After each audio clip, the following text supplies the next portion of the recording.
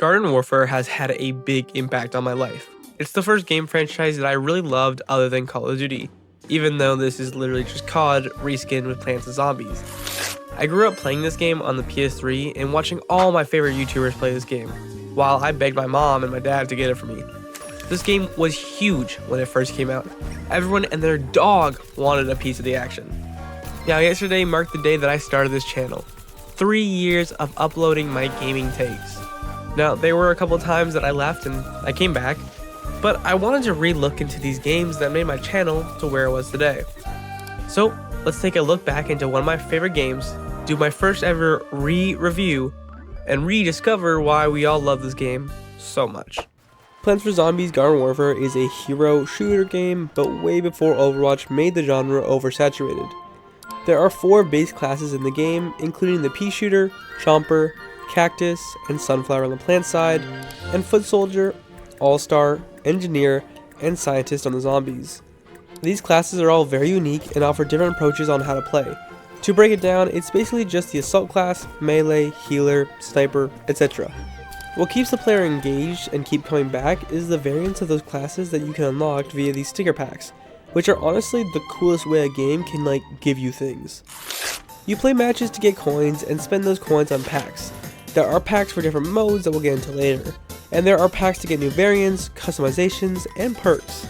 I really like the packs. They are super fun to open and make for a much better experience than loot boxes or other weird ways of microtransactions. And like last time, oh my god, these coins are affordable? In all my years, I never thought I would see the day that microtransactions are actually good. these packs are actually not bad priced. You almost never see prices this low for microtransactions. You see, this game did come out on the PS3, and I have this little loose disc copy. I used to have the case for it too, but don't ask me where that went. I literally have no idea. So I went ahead and loaded up, and it froze. No way! The game that I left out of its case with no protection doesn't work? Oh no! Anyways, I managed to look at my account on the PS3, and I was a little bit higher level and had much better characters.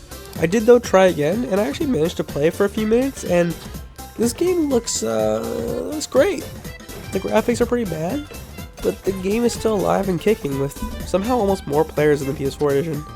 I originally thought that this game was a PS3 and Xbox 360 game, and then was later ported to the next-gen consoles. But actually, this was out on the Xbox 360 and Xbox One originally, then PC, then the PlayStation. Anyways, back to the game, which I'm playing on the PS5 by the way. The actual gameplay itself is really good. Even though this is a game from the Plants vs. Zombies franchise, don't just assume that this game is bad or childlike.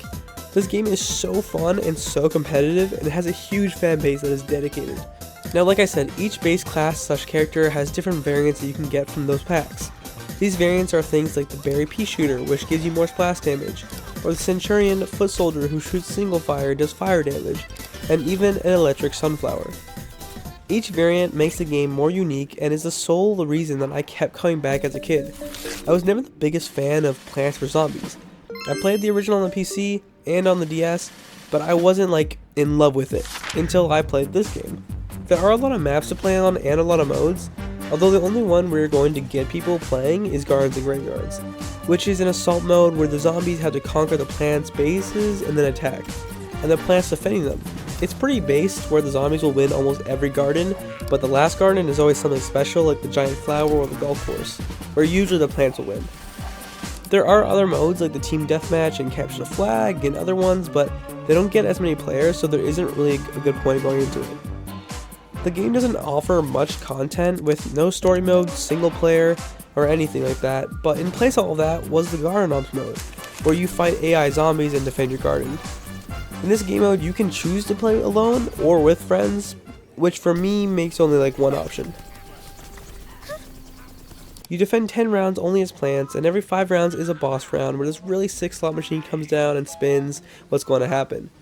I got the money the first time, and then a few bosses. Oh, and then this happened.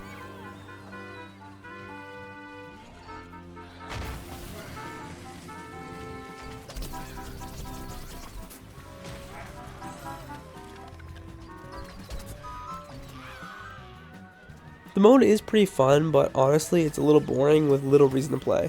Garden Warfare is not a perfect game, but it's one of the best games that I was ever able to play. I love the aesthetic of the game. The characters are so well made, they look amazing, and honestly the graphics are great.